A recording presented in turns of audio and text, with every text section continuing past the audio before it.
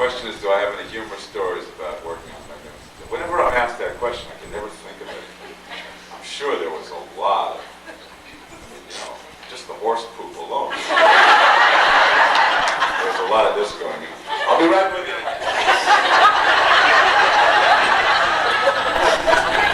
Coming.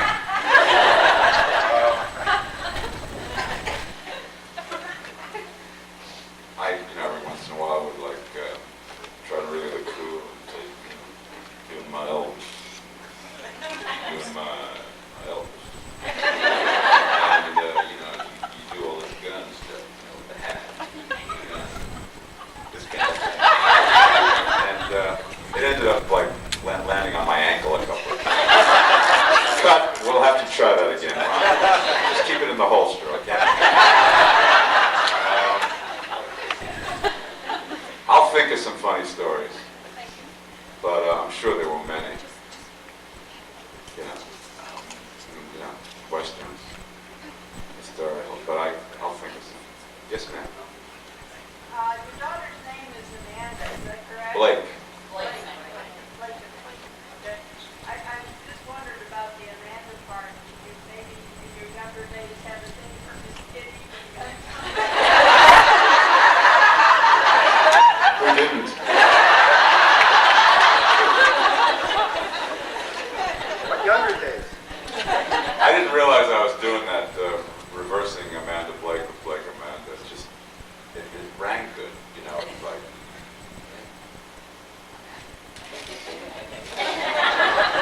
Yeah. That was it. And then my butcher pointed out to was the first person to ask me that question. Baby was born. What's your name, her? Blake Amanda. Oh, you like Miss Kitty?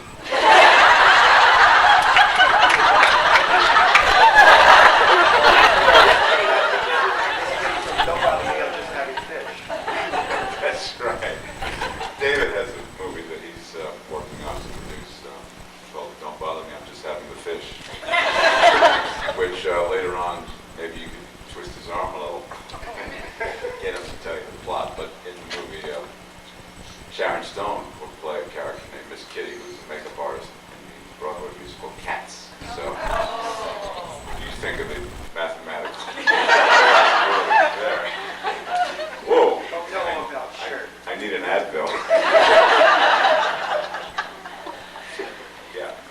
Throughout your career, but especially in reference to Beauty and the Beast, have you kept any mementos and one? I kept two things. And to this day, I don't know where they are, but I made a considered effort to keep them. I think my wife said, "The hell is this?"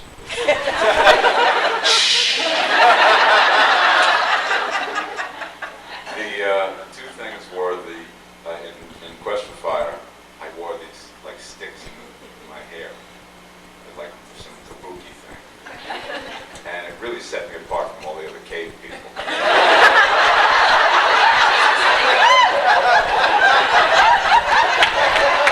All these cave people, and it was Ron.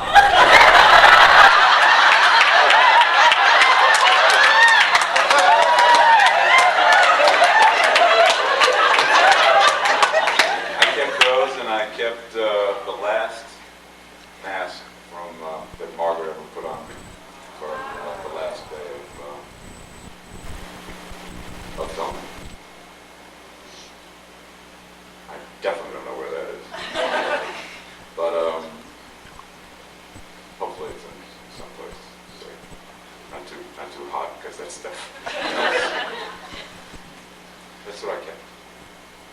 Yes. Most actors would like to direct someday. Is that an ambition of yours? I'd love to. Yeah. I've never really actively pursued it. Directed one episode of The Beast, which had sort of varying degrees of success and failure to it. It was one of the more challenging scripts to do, but always, if the show had gone on longer, I'd have done a whole lot more of that. But then, whenever I get around to trying to find something to direct, the acting career takes me away from it. I've just never gotten around to it, but yes, I would love to direct. I would probably have to say that if you ask that question to 100 actors, 95 would say they want to direct. Eddie, you want to direct? You are direct. Eddie directs. Eddie's living out all of his dreams. He never calls me. Ron, I got this partner. Got your name on it. That's all right. I don't call him either. My dream is to direct Eddie directing me. Yes, this is a young fellow. I'm going to ask the last question, or the next last question.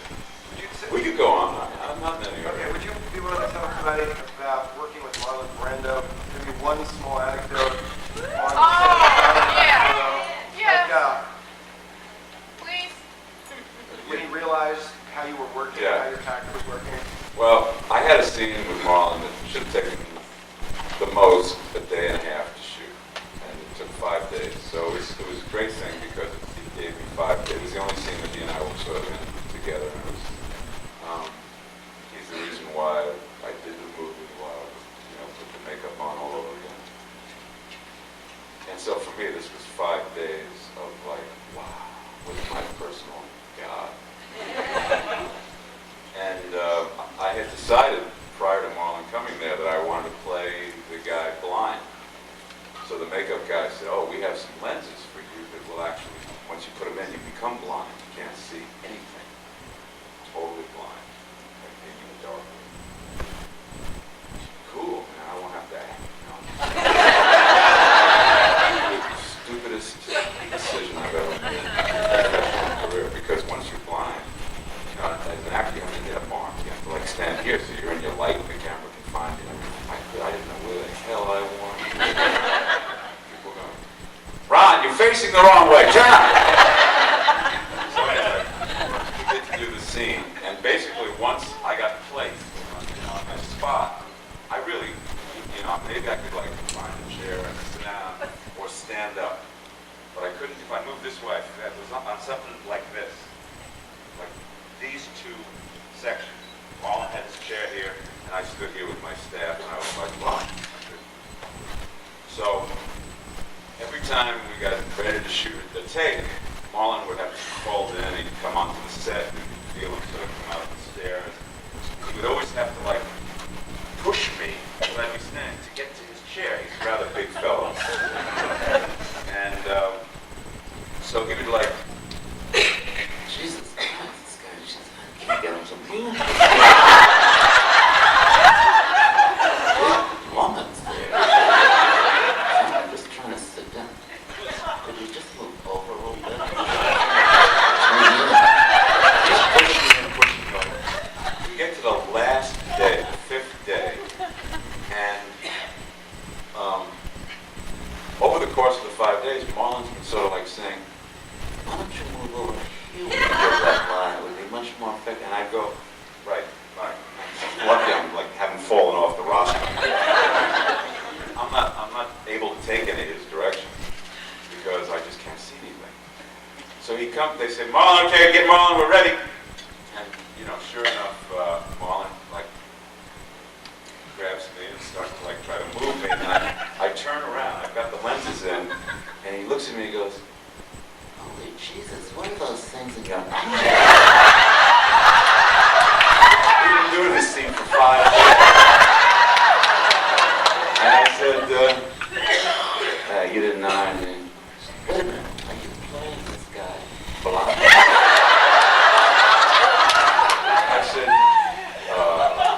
yeah. He said, oh, that's brilliant. What an amazing idea. You're like this guy with the justice and you're playing plus blind justice. He's making all these G's. We gotta start shooting the scene again if I know that. The whole fucking thing different.